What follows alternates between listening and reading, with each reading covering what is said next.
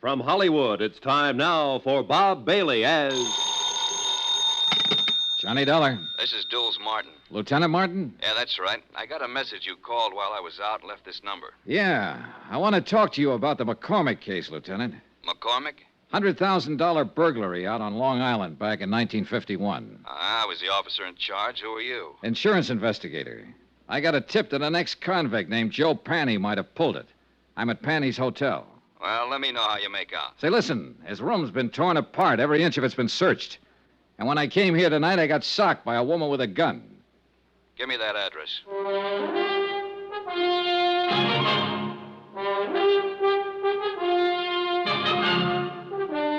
Tonight and every weekday night, Bob Bailey in the transcribed adventures of the man with the action-packed expense account. America's fabulous freelance insurance investigator. Yours truly, Johnny Dollar.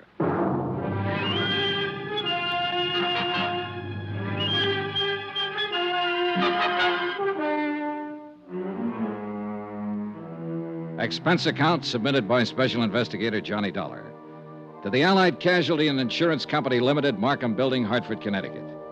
The following is an accounting of expenditures during my investigation of the McCormack matter. Expense account, item 7, $2, 2 drinks. For myself and Lieutenant Jules Martin, NYPD. A big, swarthy man who seemed to know what he was about. Martin looked over the damage done by the unknown ransacker of Joe Panny's room, questioned the clerk, who was unable to furnish any helpful information. Then, because Joe Panny was officially a parole violator, ordered a general pickup. We should be able to get our hands on him pretty soon, Dollar. I hope it's that easy, Lieutenant. Any reason why it shouldn't be fairly routine? No, just a feeling, I guess. I don't know. This whole matter's been flimsy. The tip was weak, but it seems to be paying off. Nothing fits, though. I don't quite get all this, Dollar. How'd you come in on this? Old Mike Cairn died up at Sing Sing 2 days ago. Before he went, he told me he believed Joe Panny might have pulled the McCormack burglary. It didn't seem likely then, Panny being a small-time auto thief and whatnot. But now it does, in view of what's been happening lately. Somebody sure wants something Panny might have, judging from that room. I never saw one taken apart better. An expert search job. Yeah. Hey, Lieutenant, when you picked Joe Panny up, I'd like to be in on it. He's my only lead in this case, and I want to talk to him again. And that's not asking too much.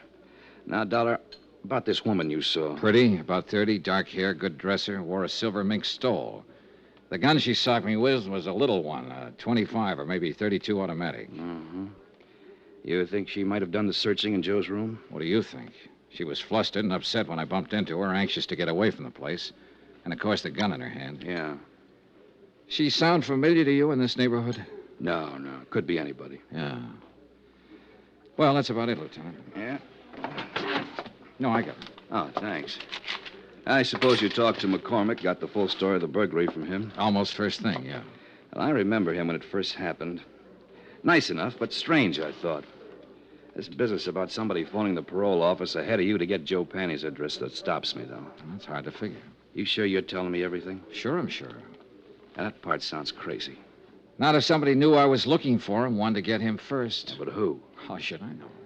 Well, we'll see what we will see. Can I drop you anywhere? No, thanks. I'll walk. You let me know when you pick him up. Sure.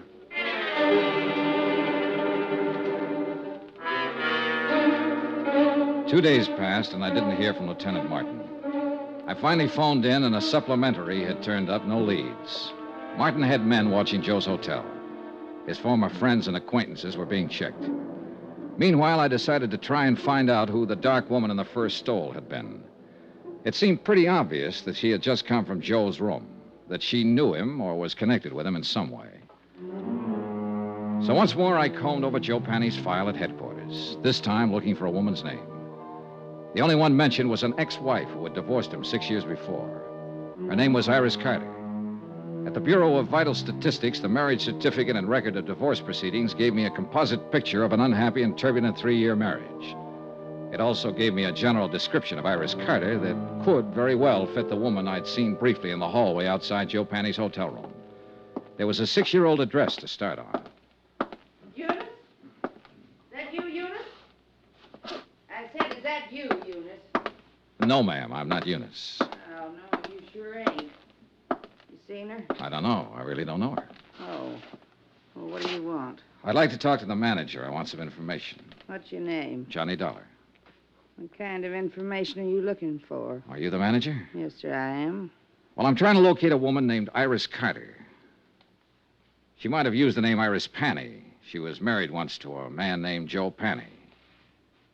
Lived here about 6 years ago. Were you here then? I was. Did you know her? I did. Did you know him? Yeah. He went to jail. Does she live here now? She don't. Do you have any idea where I can find her? I don't.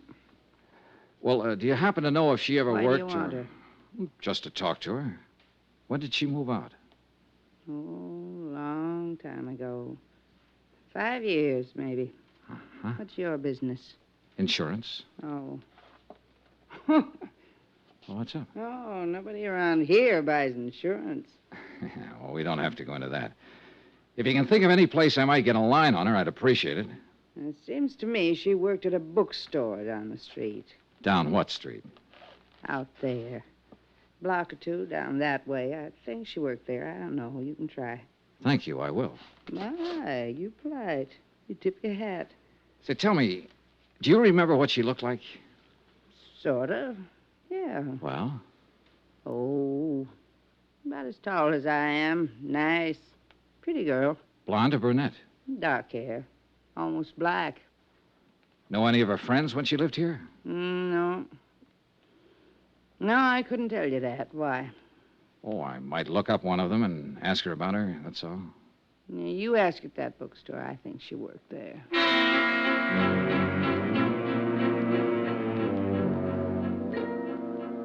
The bookstore Iris Carter Panny had worked in was as dismal as the neighborhood. The proprietor, a Mrs. Olds, yielded a little more helpful information than Iris Carter's former landlady. Yes, Iris had worked there for about 6 months. She'd quit almost 5 years before. No, she didn't know where to find her.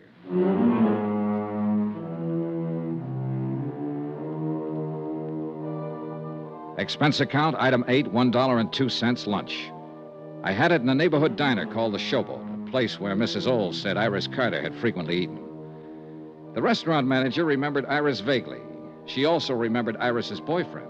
I asked for a description. She did better than that. She gave me his name, occupation, and address. An old rehearsal hall 2 blocks away.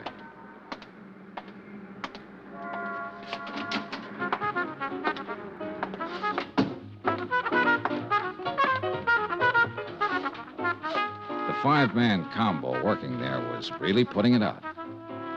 Yeah, and the minute I saw him, I knew the boy wearing the trumpet was the one I was looking for. Just good looking and smooth enough to go with a girl Iris Carter sounded like. Smooth trumpet, too. Okay, guys. Take 5.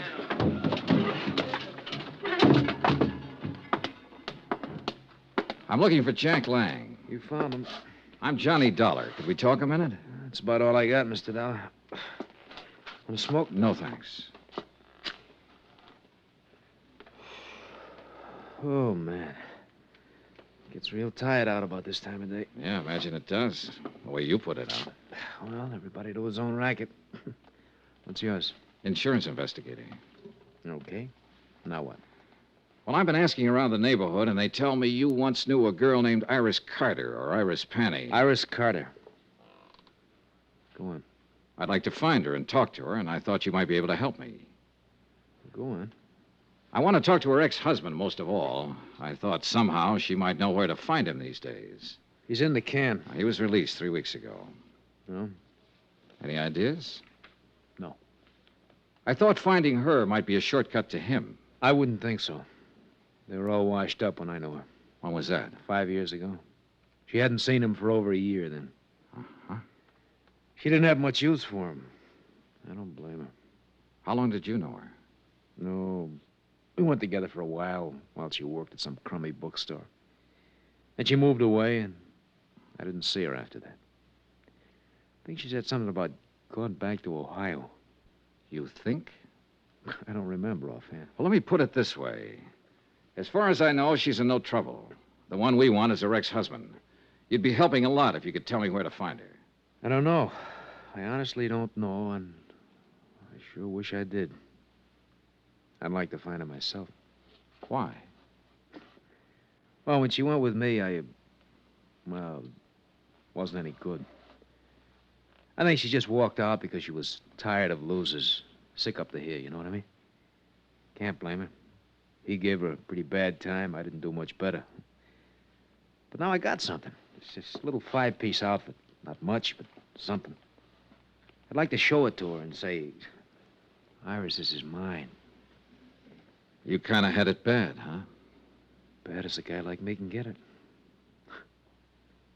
I know I'll probably never see her again as long as I live, but... boy, if another one like her ever shows up, I'm gonna be ready, Dad. Ever see her?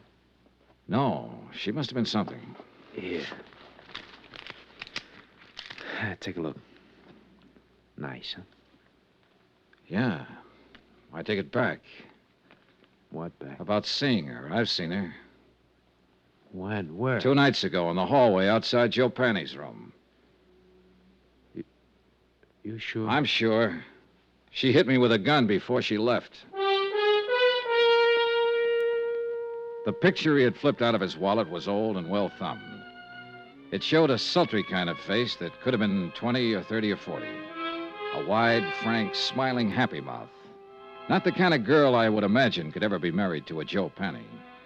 But there was no doubt about it. She had been married to him, and I had seen her. On my way back to the hotel, I dropped in to check with Lieutenant Martin. Hi. Hi. Doing any good? Any lead on Joe Penny? Nothing so far. This may take longer than I thought at first. Well, I've been out looking for his ex-wife. I didn't find her, but I found a few people who knew her.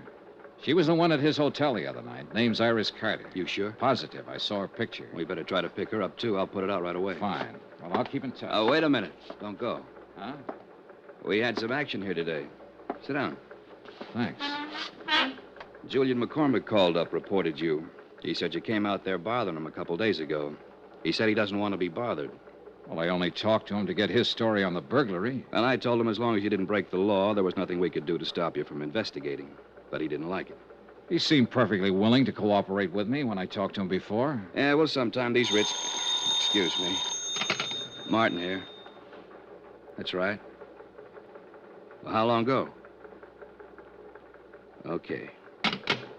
Well, they found your boy, Joe Penny. What? Yeah. He's on his way to the morgue. Harbor Patrol picked up his body a couple of hours ago, loaded down with slugs. Some case. And that ain't all, Johnny. Huh? His feet were burnt.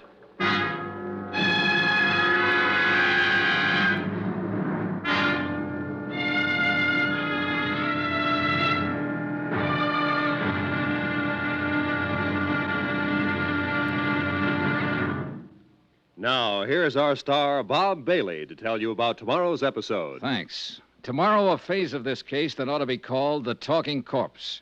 For believe me, this one said plenty. Join us, won't you? Yours truly, Johnny Dollar.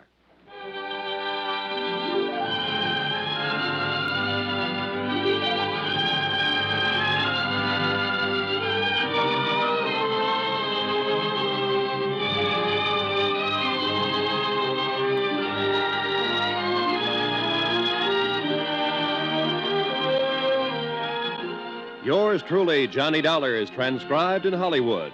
Written by John Dawson, the entire production is under the direction of Jack Johnstone. Be sure to join us tomorrow night, same time and station, for the next exciting episode of Yours truly, Johnny Dollar. Roy Rowan speaking.